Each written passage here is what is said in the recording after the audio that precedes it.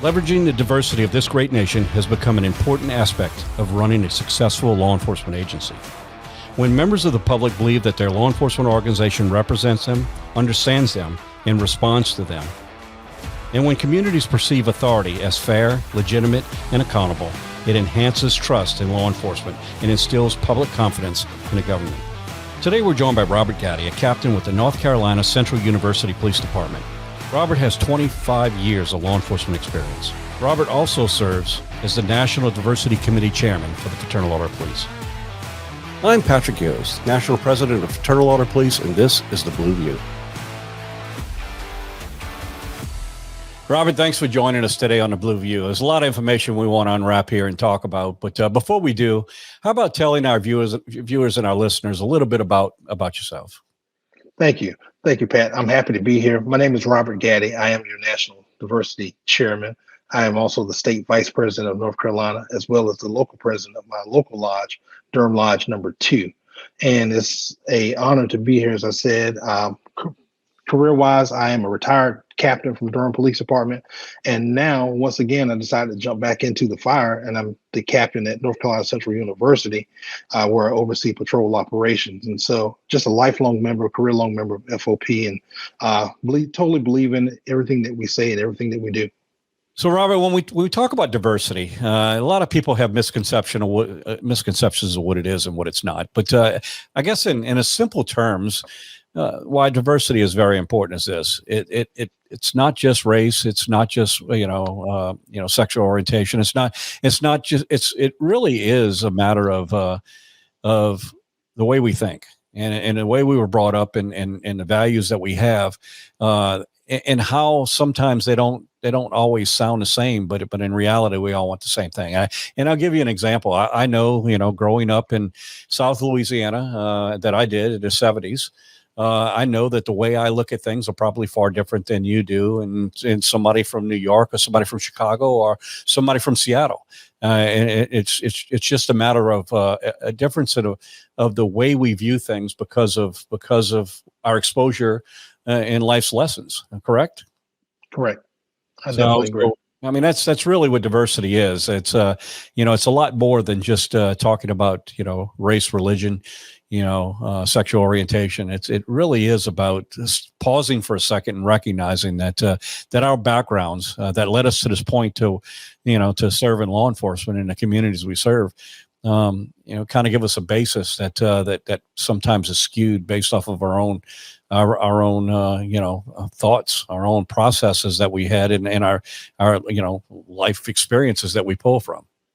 Absolutely. And that's one of the things we talk about even with diversity is the unconscious biases that we have. It's not because you're brought up, to not like or dislike one group, but there's some things that you do naturally as a human that you don't like.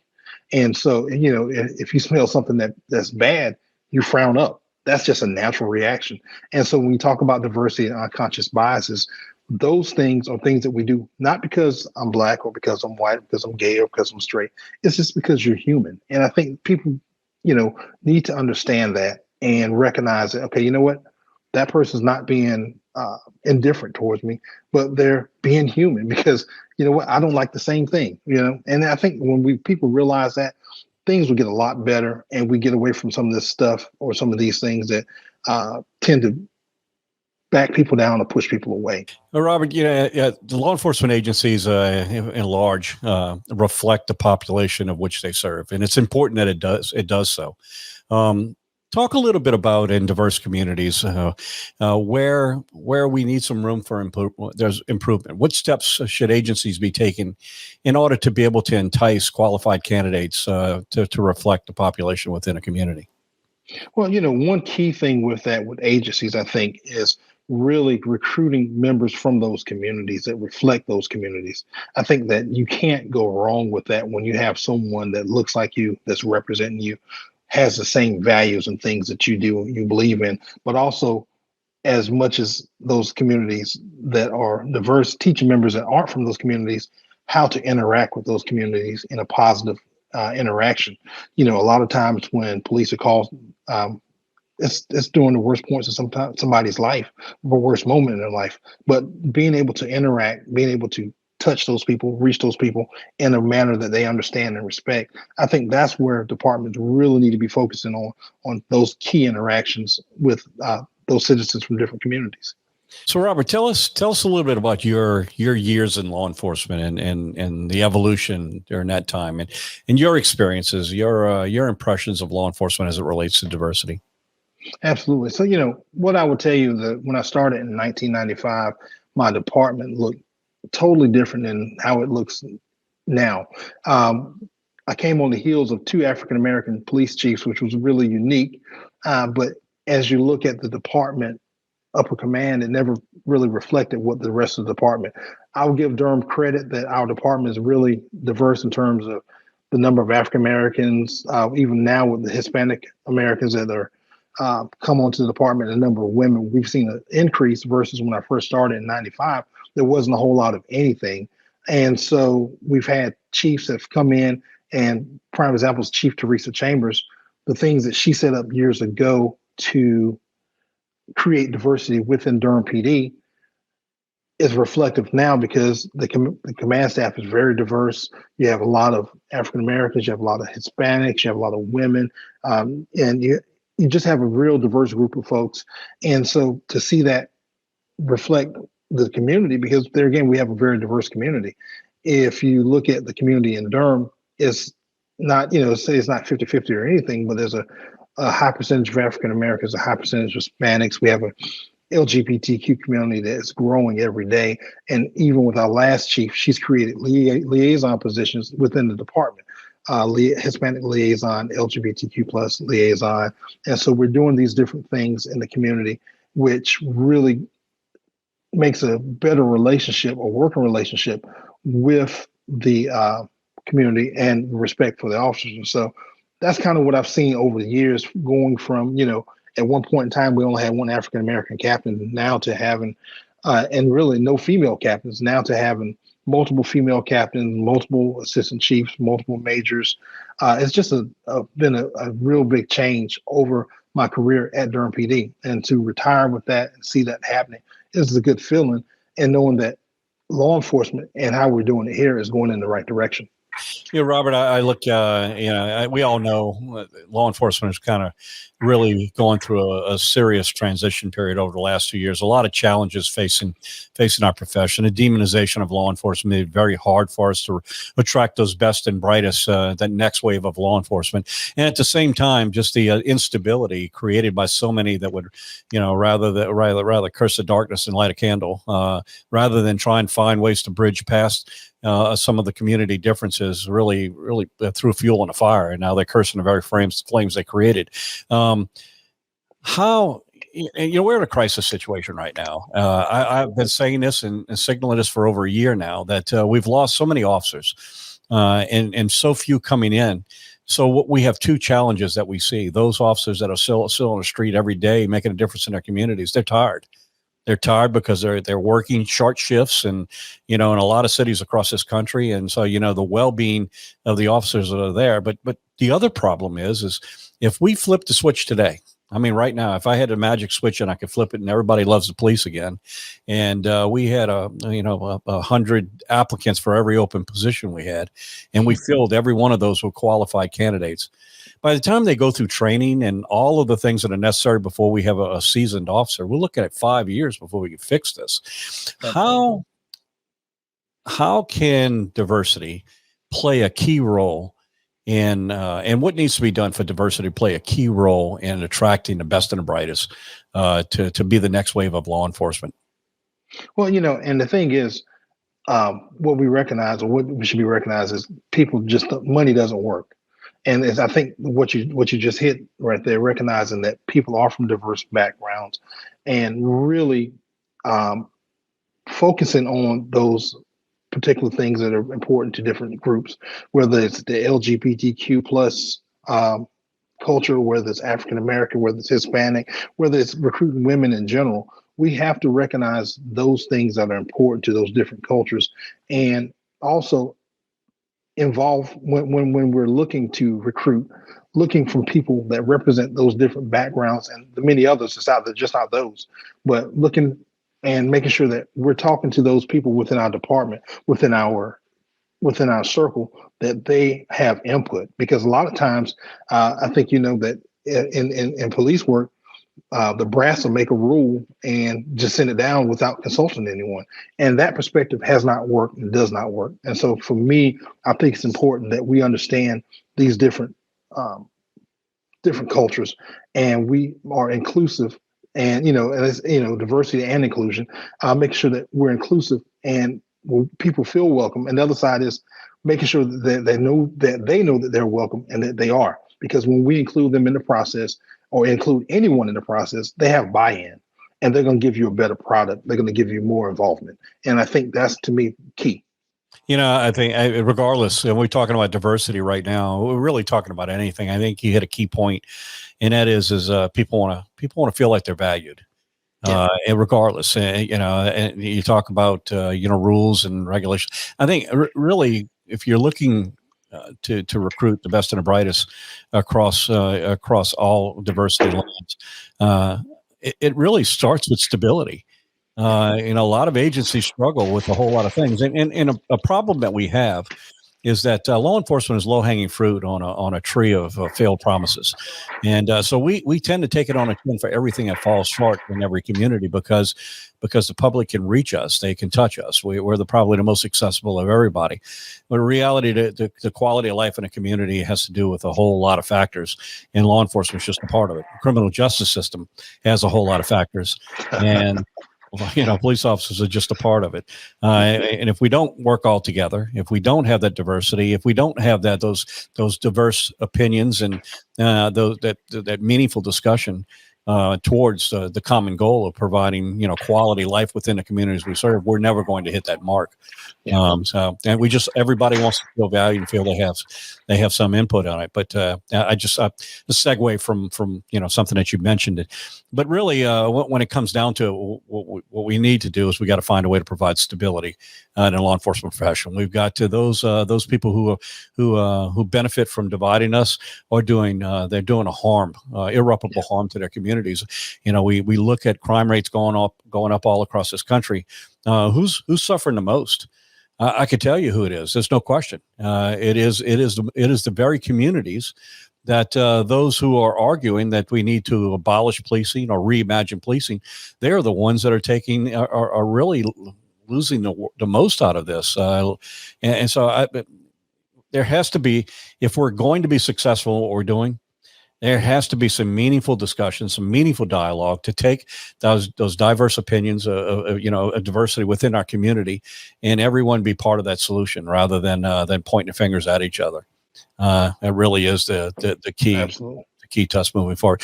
Robert, if you could, I know you're chairman of, you're on your third year as chairman of the Diversity Committee, and you have a pretty dynamic group of people that are nationwide who have different perspectives themselves as well. So if you could talk a little bit about your committee and the work that it does, and some of the projects that you all have in pipeline right now. Absolutely. Thank you, Pat. Yeah, my committee, it goes, from Arkansas, it goes to here in North Carolina, down to Texas, Maryland, New Jersey. We have a very, even South Dakota. We have a lot of folks in different parts of the United States, and it represents, really great areas, and really gives us an opportunity to have some diversity and some different opinions and different things, because what I see here in North Carolina is definitely different from someone in South Dakota. What they see in South Dakota is definitely different than someone in Texas. And so it just makes my committee really flourish. And when we get on the different calls and we're talking about things going on, it really makes for some great conversation. The other side is, it's just not all young folks. It's just not all working officers. It's retired folks. It's older folks. It's middle-aged folks like myself. But anyway, it's just a great variety of folks. And so we've had an opportunity to get together, and we want it to be different as a committee. I think, and no criticisms on past committees, but we want it to be a little bit different, and we want it to really stretch out as do as much as we can. And that was one of the reasons we looked at doing a diversity summit coming up here in a few months in October. And that's just one of the things that we're looking at. There's some other things that we're looking at, but that's our biggest project right now. And we've all, all hands on deck, and everybody's invested in it, and everybody thought it was the thing to do. And so, like I said, we're going to be doing this diversity summit in Charlotte, and looking forward to it. So, Robert, tell us a little bit about the agenda for the summit. Oh man, it's a great agenda. Like you said, it's a 2-day summit. Of course, the first day we'll do the traditional welcoming from the city folks and all that kind of stuff. But then I have a great instructor out of Florida. He's a retired, and what we try to do with the the instructors is get law enforcement personnel either current or retired. A good friend of mine, Dr. Greg Salters, is out of Fort Lauderdale, Florida. He's a retired assistant chief, and he's going to open up after the opening ceremonies, and we're going to talk about procedural justice and those things that we do with law enforcement that are not necessarily police problems, but the way the procedure is written, and are we following that kind of stuff. And once we do that, then we're going to also go into our 4 breakout sessions, which is great. We're going to do LGBTQ plus cultural awareness, which I think everybody is familiar with Tommy Reyes out of Miami, number 20. Yeah, he's president of Miami Lodge. Great guy. Yes, sir. Yes, sir. He's going to talk about that. We're going to do Hispanic cultural awareness. I have a sergeant out of Alamance County Sheriff's Office. He and his wife, believe it or not, are going to come up, and they're going to do, his name is Raheem Aleem, and he's out of Alamance County, which is Burlington, North Carolina, to give people a reference point. His wife is Hispanic, and they're going to come in and talk about Hispanic cultural awareness. There again, African-American cultural awareness. We're going to do Dr. Salters, and then we're going to have one of my retired captains. I had somebody out of Memphis, but since we switched, I'm actually get someone here from North Carolina, retired Captain Denise Campbell. She's going to come in, and she's going to do the female cultural awareness. And Denise is retired a few months before me, so I'm still kind of jealous about that, but I've kind of let that go. And that first day, we're going to break the 125 down to just smaller groups, and everybody's going to rotate through these different cultural awarenesses and just really understand what you don't understand. And then the other side is also, if you have something to add to that and you're from that particular culture, because the instructors already know they don't know everything, just like, which is great. They're open to hearing what you got in different perspectives, because that's what we're about. We're building on perspectives. And so we'll do those breakout sessions in the morning and afternoon.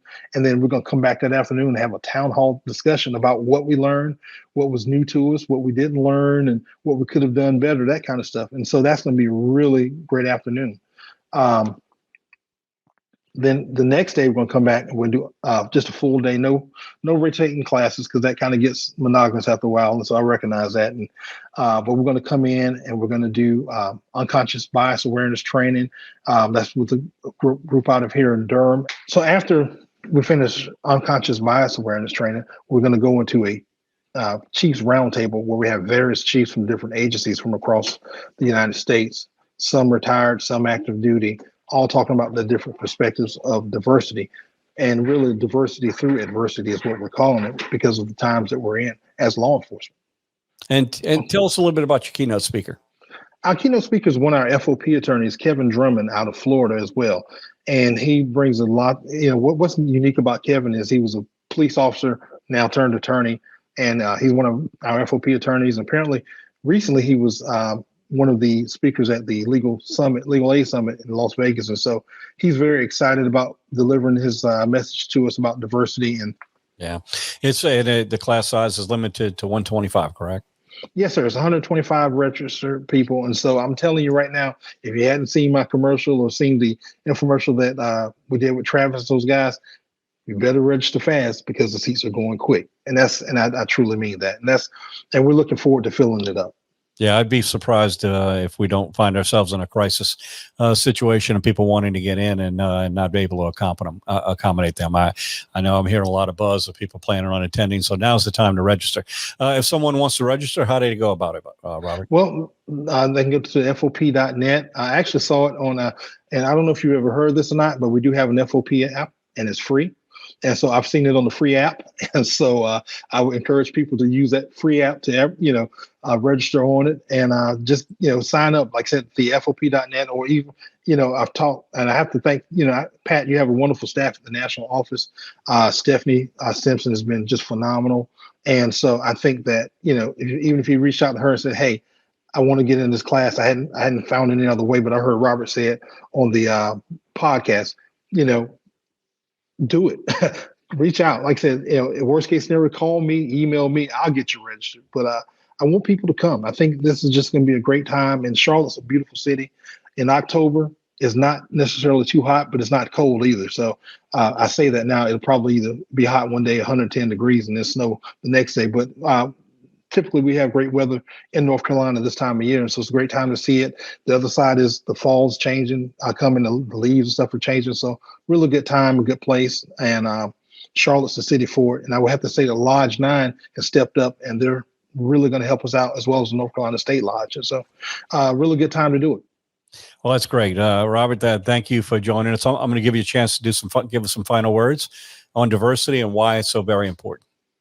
Yes, thank you. Thank you. And so what I will say, and I truly mean this, that I think when we bring in the diversity as a organization or as an agency, it really demonstrates how effective we can be when we get people involved. It's essential to law enforcement that we do this, because there again, we serve the community. We serve a very diverse community, not just one section, one group of folks, one section of folks. We serve everyone. And I think that even as a organization, taking these same values and putting this as a part of our organization will carry over and make law enforcement better. And that's what we do at the FOP. We're here to make law enforcement the best profession there is. And so I'm 100% behind it. Well, Robert, thank you for all that you do. Thanks to the committee for making this a priority, something very important to the Fraternal Order Police, and just looking forward to a great conference and great things to come in the future too. So, and to our listeners and viewers, thank you for tuning in to the Blue View, where we talk about those issues that are so vitally important to the men and women who suit up and show up every single day in communities across America. Thank you.